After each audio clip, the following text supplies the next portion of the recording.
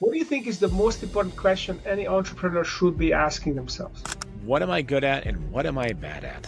What is driving you and how are you manifesting it in your entrepreneurial ventures? Helping people find their own personal piece of greatness is an honorable trait. I wake up every day knowing I get to help people.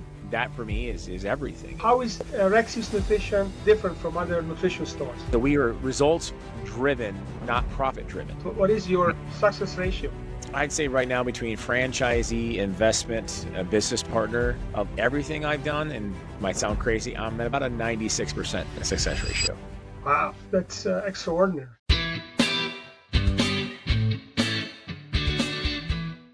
Before we dive in, a quick note. If you want weekly tools to grow and lead your business, sign up for my free newsletter at stevepreda.com/newsletter. Good day, dear listeners. Steve Preda here, the host of the Management Blueprint podcast and the founder of the Summit OS group with the Summit OS business operating system. And today I have an exciting entrepreneur on the show. When do I not have exciting entrepreneurs on the show? Well, I always, but this is probably next level. So Timothy Rexius, he's a serial entrepreneur, including the owner of the world famous Omaha Protein Popcorn, which is launching in like 4 countries a month. He was Entrepreneur of the Year, and he is creating companies left, right, and center.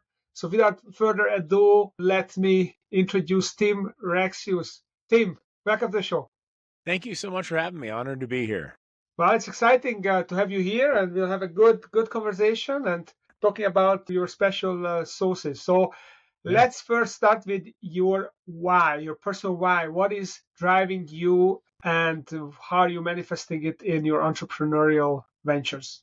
You know, my why is, especially when it comes to the fields that I'm in, all the companies I own are around health and fitness and nutrition, and helping people find their own personal piece of greatness is an honorable trait. I wake up every day knowing I get to help people, and that for me is everything. You ever seen the power of helping somebody look and feel their best and what that can do to change them? And the fact that I get to be part of that, that's amazing. I get, for me, it still gives me chills up my spine all these years later, and that I get to be part of that story, and it's my why. I've seen the power of helping somebody lose 100 pounds. I've seen what that can do, and helping somebody overcome a death or, financial reversal or a divorce or whatever it might be. And I get to be part of that story page, and that's just awesome. Yeah, that's great. That's great. Shouldn't all leaders think that way? Yeah. Because this is what leaders do, right? Yeah. We help people become the best version of themselves, be more than they could imagine that they could be. And that's highly empowering. Tell me about Omaha Protein Popcorn, but also tell me about how you're launching all this business. Maybe that's going to be your framework that we're going to discuss, is because you are creating entrepreneurs. But let's first start with the story of how you created yourself as an entrepreneur and then stumbled upon this protein popcorn concept.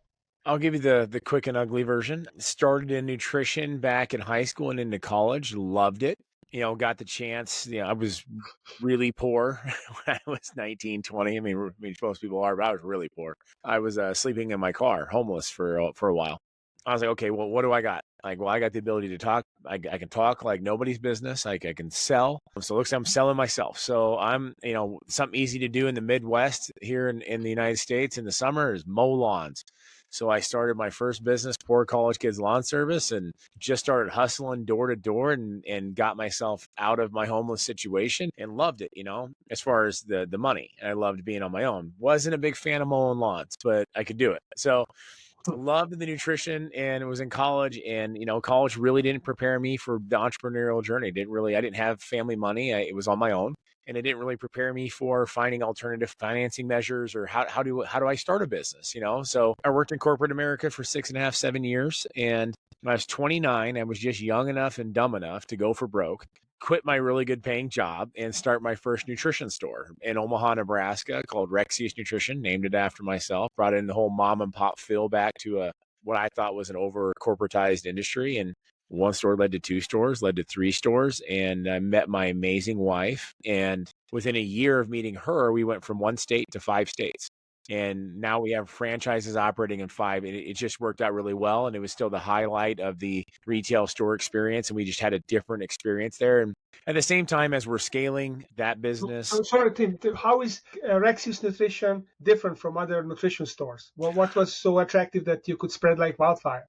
none of my staff knows what I make on anything. Their job isn't to know what I make on anything. My job as an owner is to know where the pluses and minuses are. My job as an owner is to know where the gross and net profits are. My staff's job is to make happy customers. That's it. And I think that in nutrition, it really got turned into high moving, high sales, high pressure, talk them into the most expensive stuff, and realizing when it comes to health and wellness, it's each person is their own individual storybook. There is no cookie cutter. There is no one plan fits all. It doesn't exist. So if you have a bunch of 18 to 19-year-old kids selling products they don't understand for the highest commission they can get to people of different walks of life, you're not going to have a lot of success. Other than a moral standpoint, I felt it, morally, I thought it was wrong. But from a business standpoint, it didn't make sense because you're not creating customers for a lifetime. You're creating a one-time transaction. And I thought, okay, if I focus on the person and solving their problem, I create a 20, 30, 40, 50-year repetitive business cycle. And the only job I got to do is every day is add one more person to that cycle. And all of a sudden you can grow an empire. And I'm doing it morally sound. I'm doing it based on your health. If you come in with a list from a trainer of the 20 items they want you to take, and I started asking you questions about your health, your medications, like where are you at, like your lifestyle. I started asking all the questions. I'm like, hey, you don't need these 20 things. You need these 2. Yeah, I'm not going to make as much money today, but now that person trusts me for the next 3 or 4 decades to the point that they're bringing in their network, their family, their neighbors, their kids, everybody. And that's how you grow a health business, is by looking out for the constituents' health and their end goal more than mine. And all I need to do, if I do that once, is I need to do it a couple hundred more times. Yeah. And so we are results driven, not profit driven. And so most of my staff never knew what I made on anything until they got into the management side. And then I'm like, okay, well, you've shown talent here. You've shown the drive. You're doing a great job. Let me show you how the math of this all works. And I explained to them, it's very tempting to push the high dollar item. I get it, but that's the check for today. I want to check tomorrow, next week, next month, next year. Okay. I love that long term. That's how I did it. That's how I built the structure of it. And so how we built the franchising structure of it was same thing. Once I had a great manager and they understood it, okay, cool. You need to be an owner. I've taught you, I've trained you, you know how to do this. You're talented. You're never going to, if you're really talented, you're not going to stay working for me. Let me make you an owner. Let me show you the fun of being an entrepreneur and being underneath our cloud of expertise that we have. We can help you, and boom, boom, boom, store after store after store after store. And it's always been kind of true. And I got to be for other people what I needed at that younger age that I didn't have. And that's also part of my why. I can create better, more well-equipped business owners who deserve the opportunity versus just the rich kids who had family that had money to help them start. And so it's another why for me. Tim, what does it take for someone to turn into a successful franchisee? So when you see a talented individual who does a good job for you, how do you know that this person is cut out for being a franchisor, being an entrepreneur? Well, I look at every person that I employ from top to bottom. It doesn't matter what stage of life they're in, what position they're in, as a future either business partner interview or a franchisee interview. I'm going to see what you're made of. And as you progress up the ladder in whatever organization I own, I'm going to start challenging you with budgets. I'm going to start challenging you with running an event and see how you do. Like knowing that I'm here to help them. And I don't micromanage. I give them an opportunity. I let them figure out where they're going to screw up. I let them figure out where their talents are and where they need help. Are they egotistical? Are they going to ask me for help or not? And I get to see those things, and I get to kind of nurture that process and help them become more well-rounded in their entrepreneurial capabilities, so that all of a sudden, and I'm a good judge of talent. I've done this a long time. I'll tell them hey, it's go time. And they know what that means. And if we're having that conversation, that means they have shown me that drive to do more than what they're getting paid for. And when they have that, either I'm going to lose them to my competitor or I need to lock them down as a partner. Just how I look at it. That's how you build your franchise. And then we're going to circle back to this whole idea of turning talent into entrepreneurs. But let's go on to the story. So you had this Rexius Nutrition franchise. What was next? That same model feeds into all of it. Then in 2017, we've been in the franchising now for 8 years, and it was growing well. And I had good employees still working for me at the Rexius corporate. And we got into starting our first fitness centers. We own a chain of gyms too called Iron Heaven Gyms. And that's a former employee who has showed an extreme amount of talent, a phenomenal work ethic. And he's like, I want to partner with you on this. I'm like, no brainer. You've already shown me everything I need to know as an employee, as a manager. It was either I was going to talk you into becoming a franchisee, but now here's this new business opportunity. I already know what you're made of. You already work for me. You already do much more than you get paid for. No brainer. Now we have a multi-million-dollar, multiple gym fitness industry business here in Nebraska that grows by leaps and bounds. And so it worked again at the same time because I'm nuts. My wife, I got obsessed with the idea of protein snacks. And most protein snacks out there are, in the US especially, garbage. They're very low quality. They're just focusing on the macronutrients, the sugar, the carbs, the stuff that basic people who don't understand health are looking at. Candy. Yeah. I call it glorified candy. Yeah. It is. And they're using low grade protein that won't repair. So here's the one, but I also have 6 children. And so I have this spread of kids from 25 to 6, right? So I got a real good spread at home. So I have this great market test at home. And then I have my parents, they're in their 70s, and they're another group that doesn't eat enough protein, that does a lot of muscle wasting, but they're not going to eat protein bars. They're not going to drink the shakes. The Gen Pop person's just not going to eat those things. But there's the one thing they will eat: popcorn. Popcorn's the number one confectionery snack item in the world, in every country. And it's crazy. So my wife and I have a tendency to get obsessed with things a little bit. And 600 batches over a year. And we finally hit our eureka moment. We were able to blend the highest grade protein, hydrosylated proteins, into a caramel corn by removing all the bad, no high fructose corn syrup, gluten-free, non-GMO, all the health stuff we wanted. The macronutrients fit athletes post-workout perfectly. As a former fitness coach, it's perfect. And we knew it tasted really good. No one could tell, but we knew our family wouldn't believe us because we're always doing healthy stuff. So we put out big bowls of it out at Christmas and didn't tell anybody it was healthy. And though my whole family, my brothers are doctors, they're just mowing this stuff down. And then all of a sudden I'm smiling, and my older brother's like, "Oh God, this is healthy." I said, "Yeah, but you didn't know." And so, and then my daughters love them dearly. I think they were just doing this to mess with me, but they kept bringing home these gigantic bags of Smart Pop white cheddar. Just because I'm like, okay, game. So we invented the white cheddar. And so the top 2 flavors in the 16 current countries we're distributing in are white cheddar and caramel corn. And so for the first 5 years, I'm not going to lie to you, brother, it floundered. It did not go well. It was called a different brand name, Optimal Performance Popcorn, but I knew there was something there. People who bought it loved it. It just couldn't get more people to buy it. And, now my investors some of them are former employees, some are business partners. We really spread it out. But in 2023, we got the chance to rebrand it to the Omaha Protein Popcorn Company. And my daughters and my wife, who do significantly more shopping than I do, which was the problem. I designed it for me, and I don't buy anything. I work. I'm a dad. I buy everything. I buy the cheapest stuff by the pallet. When you have a huge family, that's what I'm trained to do. Right. My daughters and my wife, who have more Amazon, TikTok shop, and Facebook packages show up at my house on a daily basis, should have had them do it from the beginning. So they redesigned it, designed a mascot. They designed a new color scheme, new bag, a really, really good looking product. And we are up 16,000% in 24 months. Wow. That's crazy.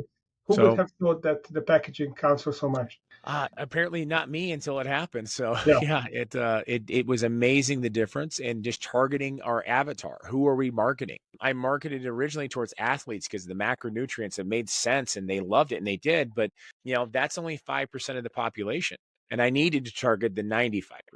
And so that was where the packaging happened. The 5% athletes still respect it. They love it. They still buy it, but we needed the packaging to get to the other 95. That's amazing. Okay, so very healthy popcorn. Who wouldn't want that? It makes complete sense. Although for 5 years it didn't make sense, and now it does make sense. So packaging does matter. Yeah. Let's drill down on this framework of identifying talented people and turn them into entrepreneurs. So is it just, okay, you do a good job and go around with it, and here's a company, or there's more to it? You actually have to help them finance it. You help them believe that they can do it. I mean, there are challenges with any business startup. How do you help them get through it and also not lose your franchisees, not burn them out? What do you do? What Well, is your process? Welcome back. And if you haven't yet, grab my free weekly newsletter at steveprado.com/newsletter. Well, the first process when I'm identifying the talent is like, okay, it's bringing them in on the discussions, bringing them on the decision making, and letting them have a voice, and literally knowing that they need to come up with something new. Are you able to think outside the box? As an entrepreneur, there is no straight game plan. I mean, you have to be able to think on your, fast on your feet. You have to be able to adapt quickly, make sound decisions, and don't get stuck into an indecision moment either, because you can't get paralyzed on the fear of making the wrong decision. I mean, because it is something, obviously, as entrepreneurs, we're not sitting on boatloads of cash, especially startups. You don't want to make a wrong decision, but indecision can cost more money than wrong decisions. So I put them in situations where they start to have a voice. I want to see, do you think outside the box? Are you regurgitating stuff you heard online, or have you actually done some research? Have you looked into the cause and consequence of this decision? Have you looked at the 3, 6, and 12-month result of making this decision? And I start to bring them in. Here are the financial consequences. That way I can really build their business acumen and see how they respond to that challenge. Honestly, a lot of times they come up with a great idea. How do they respond to being told no? That's the other thing. And a lot of people aren't, used to that, or they don't respond real well to it. Then when we figure out, okay, this makes sense. Now I've had guys buy franchises that are able to secure financing. Maybe they're a veteran. Maybe they've got a house and they can co-sign. There's different things. And we kind of go through that process. I've had some franchisees that were employees that did such an amazing job. And I knew they had the talent. I knew that they couldn't scratch 2 pennies together. And so I financed it to them. I've done that. If I believe in them enough, my wife and I will talk it over, obviously, and be like, okay, I think this people, like, they're really worth it. And now we get to be for them what we didn't have. And let's go ahead and make a deal. Let's finance it to them, or let's do some seller financing, where we, helps with the bank. A lot of times if you're doing a SBA loan and they want me to seller finance 10 or 20% of it, or 30%, depending on the size of the loan, we'll do that just to assure the bank that, hey, I'm not getting my money either until you get your money. So that usually seems to help. And, if somebody's got family, and I'll walk them through the process. Here's the banks I like in the locality. Here's the kind of bank you want to go with. Here's some different financing institutions you could use. Here's some different grant applications. We'll pull the thread from every single one that we can to help people. And it's challenging financing the last couple of years, especially the 23 and 24 economy were very rough in the discretionary spend market. So getting banks to finance was a real nightmare. But I know a lot of wealthy people in the venture capital area, the angel investors, who like to own physical businesses, who don't have a lot of trust in the stock market. So who like to have little pieces in things, and explaining to our franchisees or our business partners, here's what they want for an ROI. Here's what they're going to look for. Okay. So you identify the talent. That's step one. Yep. You give them a voice. You involve them in decisions so that they see what you are going through when you're making the decision. Then you coach them to make good decisions, to how to handle a no, which is not easy. Then you help them secure financing, whether through other people or yourselves. Yep.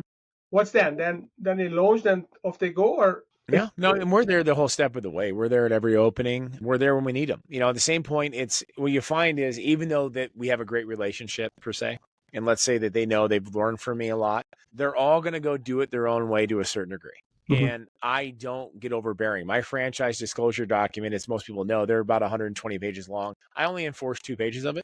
I don't enforce it at all. I have it there for legal reasons, but I'm like, it's your store. My job here is to help you be successful, not to tell you what to do.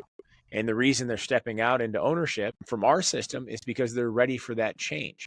A lot of franchise systems, it's more or less you're handcuffed to the operating model. And I feel like in the health and wellness field, it needs to be built around the person owning the store and running the location, because it's all about personality.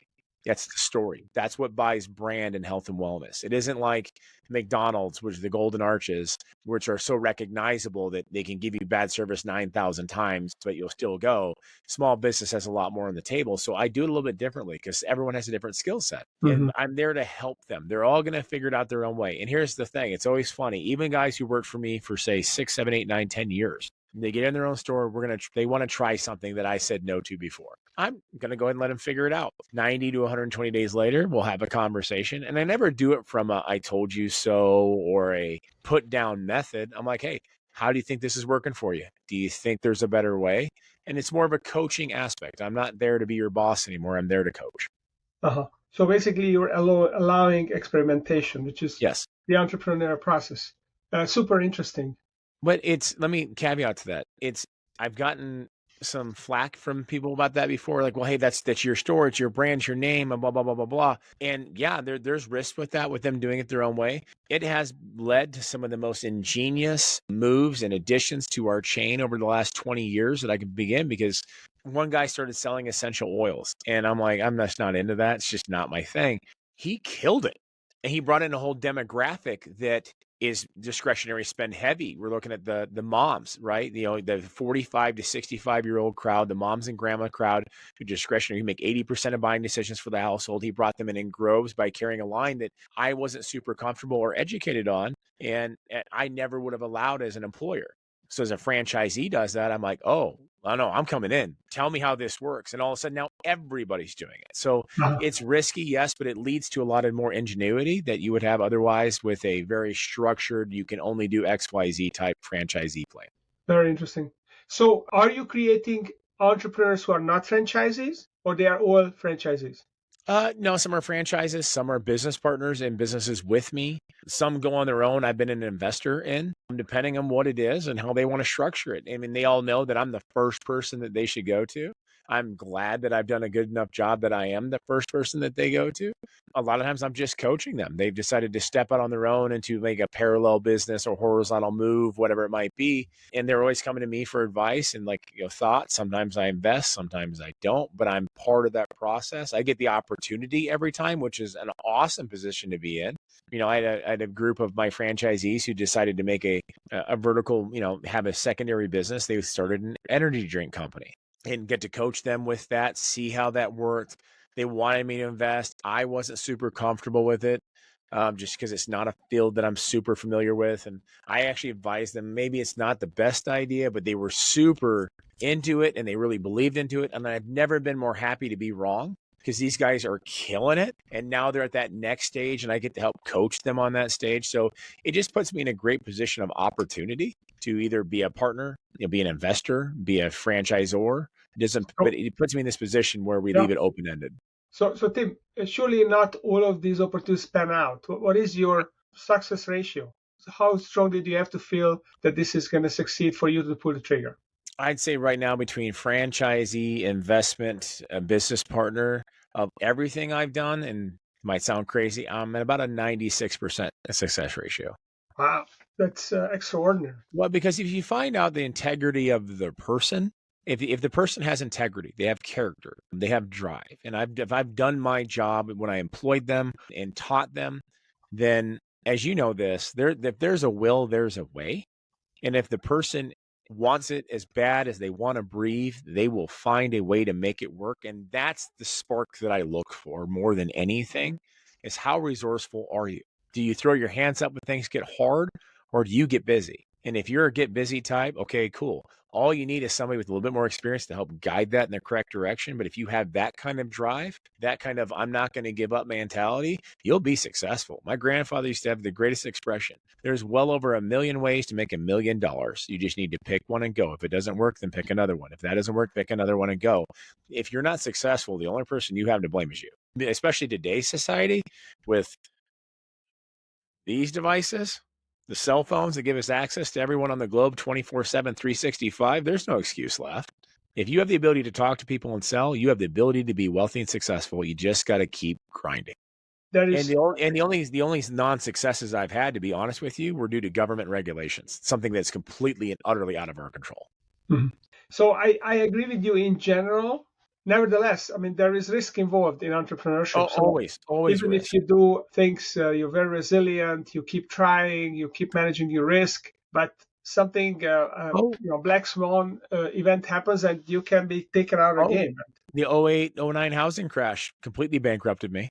And so I just was starting my first Rexius store, and all my money was invested in real estate.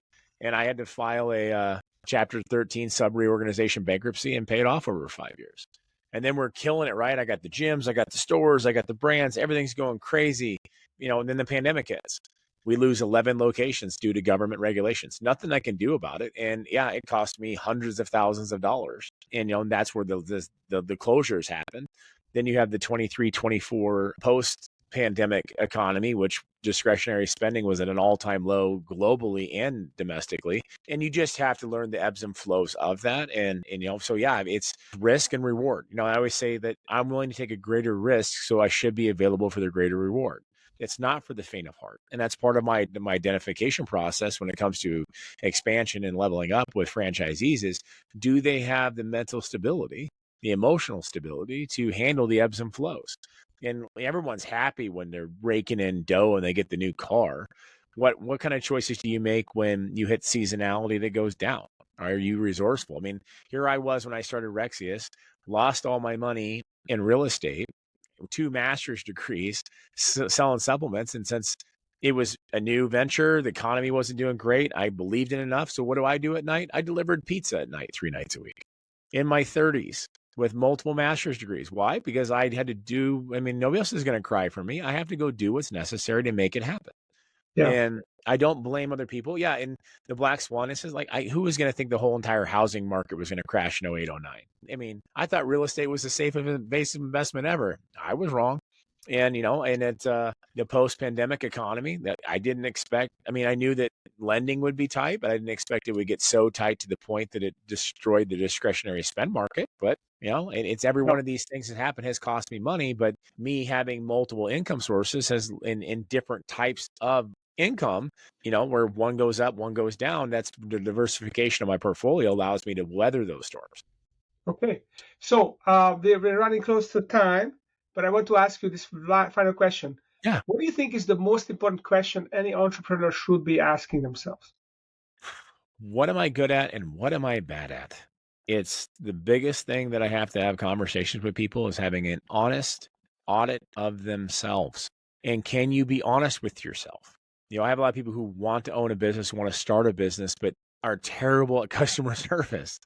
I say, okay, so what's your plan? Who's going to be the face? Who's the front man? Well, it's got to be me. I'm like, no, you want popularity. There's a difference. You know, it's just being honest. It's with yourself. It's like, do you want to be successful? You want to be an entrepreneur because you don't want a boss? Okay, well, that I get it. But do you want to work 60 hours a week and have a smile on your face? Well, no. Okay, well, then you're not built for this. So it's having an honest audit of yourself. What am I good at and what am I bad at? And if that person can be truly honest and audit themselves, like, hey, I suck at this. I'm super awesome at this. I need help with this. Then they have the chance to being successful.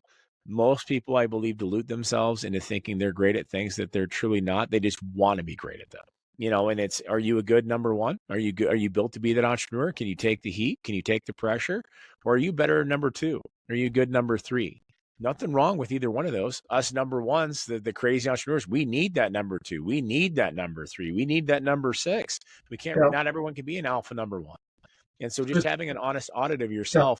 And do you want to be an entrepreneur because you just hate your job you're in now and you think that's an escape? Or do you want to actually create something and put it all on you? And so that honest audit of yourself is the greatest thing that can be done. Yeah, love it. Self-knowledge, know thyself.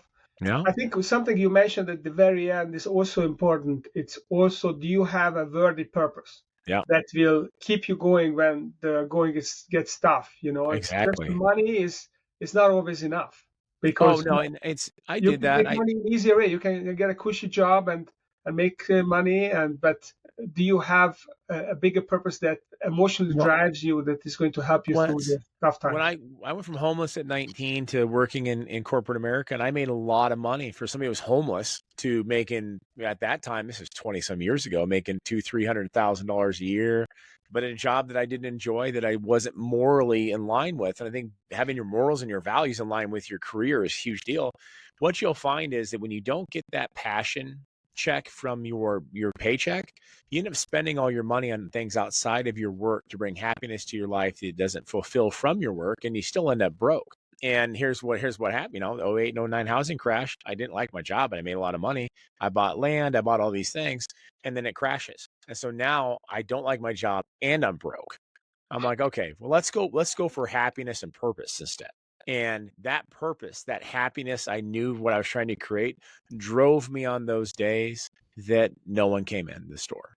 It drove me on the days when there was too much month left at the end of the check. And I'm like, okay, but I like this. I'm going to figure it out, whatever it is I have to do. And so, yeah, I preach that a lot when I'm at high schools and universities speaking. And I'm like, what's your purpose? Make your passion your paycheck. Literally, you're going to have hard days. It's still work. Don't get me wrong, but there's a purpose behind it. Yeah. Yeah, that's great. I think Bob Dylan said that a man is a success when they get up in the morning and go to bed at night. And in between, they do what they love to do, right? Yeah. So that's awesome. So if people would like to connect with you and learn more about your companies, maybe they want to be a distributor for the protein popcorn, the Omaha Protein Popcorn, where should they go to check you out and to connect with you? Easiest way is to go to my website. It's just timrexius.com. That's TIMREXIUS.com. That links to all the socials. It links to all 5 companies, popcorn, speaking engagements, all that stuff. That's the place to go. You email in. My assistants will probably reply, but they'll get everything to me. And if there's any way I can help out anybody, if I get a chance to, I'd love to do that. I like helping people, and I think that drives me as much as anything. And just thank you for the time and the honor of being on your show. I really appreciate it. Absolutely. So where is next? What's the next country you're launching your popcorn in? The Grand Caymans, I am heading to next week. The Cayman Islands. Of any place I got to go in November, leaving Nebraska, the Cayman Islands is like top of the list because we were at 6 degrees yesterday here. So I was very happy to go to someplace warm. So that's next. And then Mexico right after that. And then we're looking at Ghana, West Africa, and then going back to London. So all the southern countries are being launched in the winter, which is a great time. It works out pretty well for me. Yeah. All right, Tim. Well, really enjoyed having you. Thanks for coming. And for those of you listening, don't forget to follow us on YouTube.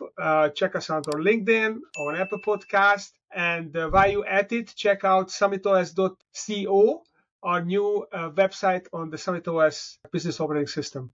Thank you for coming, and thank you for listening. That's it for this episode. Keep moving your business forward.